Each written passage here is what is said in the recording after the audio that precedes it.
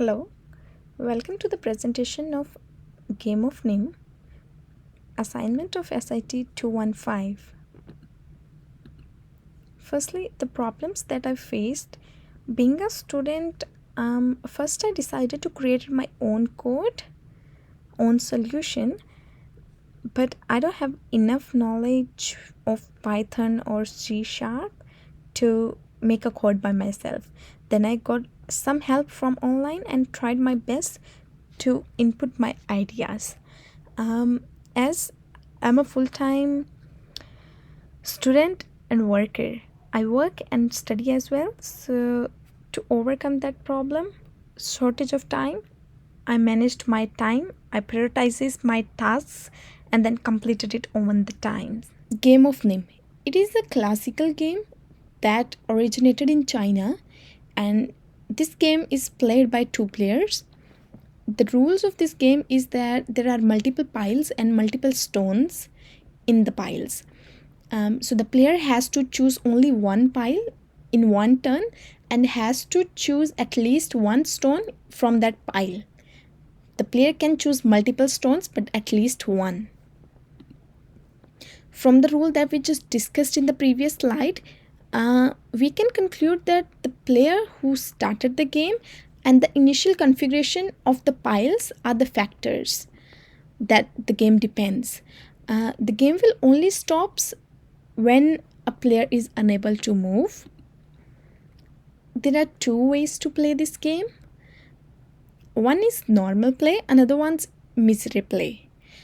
The normal play is the game when the player who removes the last stone from the pile is the winner. But the misery play, if a person wants to win the game, then he doesn't have to remove the last stone. He is not the person to make the last move if he has to win the game. Variations of Game of Nim. There are multiple variations. The most commonly seen are the normal and the misery play. Apart from that, there are many more. The one is Kells.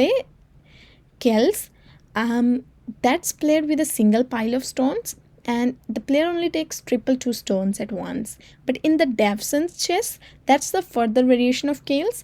The player only takes triple three stone at once, and the separation is not permitted. There are many more variations. Some of them are circular nim, unbalanced nim, and greedy nim. Nimsum. Nimsum is basically the prediction of the winner. So it predicts the winner of the game before playing the game itself. The value of the nimsum at any point is the total XOR value of the number of piles at that point. There are two cases of nimsum. One when nimsum value is 0. Another one when nimsum value is not 0. For the normal play convention, the size of each pile is being converted into the binary notation, and then columns are added up independently. So they are not dependent. And then the resulting value is the value of the nimsum value. There are two positions here, winning and losing position. The player is at winning position when the nimsum value is 0.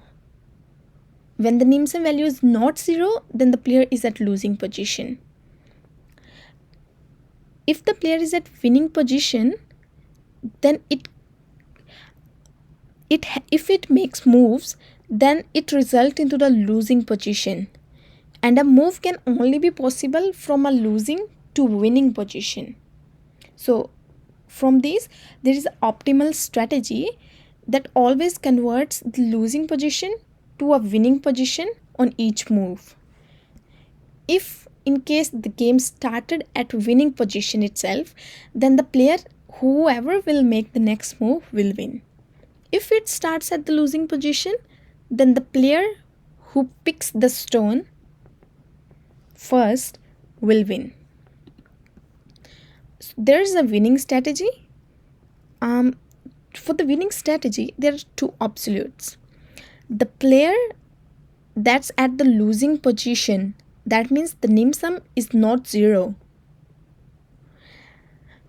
Can move to a winning position. But the player at the winning position cannot back move to a winning position. If it makes move, it will only move to a losing position. Winning strategy continuously converts to a losing position until there are no objects left in the heap. From this, there is one assumption that only one player knows about this winning strategy. What if there both players know about this strategy and play the games without any mistakes, without any errors? Then the winner can be decided at the starting point. Implementation of the code. This is just half of the code that I used here.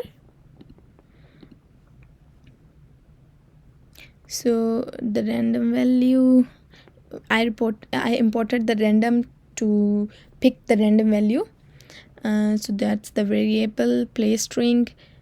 That's the initial value of the human and computer initial scores. I have used while loop, if loop.